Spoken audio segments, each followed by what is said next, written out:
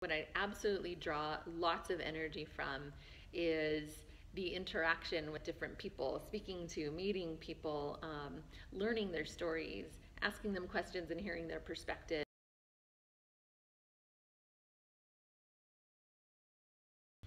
I'm so grateful to be able to interact with people who are trying to be better people every day. They're taking the initiative to come in and work on themselves physically, mentally, emotionally, spiritually. Um, it can't really get better than that. I can't possibly have anything to complain about. And if I had anything to complain about, who would want to hear it?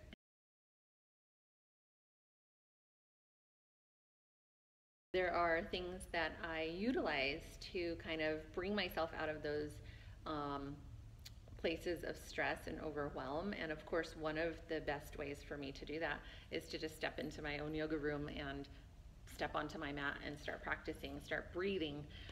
There are lots of different ways that a person can really kind of pull out of that external place and really withdraw inward so as to create the self-reflection, to create that self-awareness, to be able to have a decision, make a decision, become aware of responses that they have to external stimuli, and then make a decision about how they want to approach going forward, whether they want to confront the response, whether they want to embrace the response and go with it, or whether they want to run from it and back away.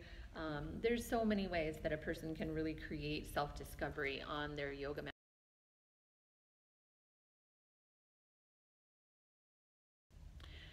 Yeah, actually, I do think that there are additional ways beyond yoga and breath work that can kind of boost and help that connection, that release of inhibition, and that kind of foster and be the catalyst for those really deep internal experiences that really boost creativity and boost self-acceptance. And I think some of those things that we can utilize are things like a light sparkling wine. That's one of my favorites. You know, no, I definitely don't discourage anybody from doing what they need to do. If smoking weed is something that they do, or even maybe taking a prescription painkiller, or I don't know, anything that's out there that helps to really get them to that next level of self-awareness and self-reflection and creativity and freedom from all those burdens and those chains that the world and society places on us, well, then that's what I think that they should do, and they're certainly welcome to.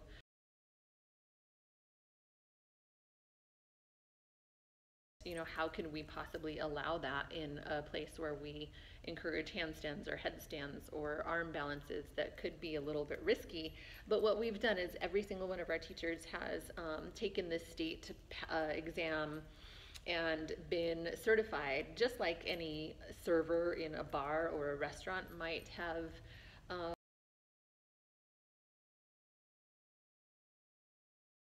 You know, we're trained to each identify the points in a person, where those signs in a person where we might feel like they're getting a little overly intoxicated, and we can, instead of, you know, not serving them additionally, because we don't serve people here alcohol anyway, we just know not to offer them those extra, more acrobatic sort of things. Instead, we'll have them really encourage that person to take a child's pose and rest, or take a downward dog instead and rest, and just, you know, just take it easy, because they're obviously going through some sort of catharsis, and you know, we're going to help to foster the best connection that they can have, that they have with themselves.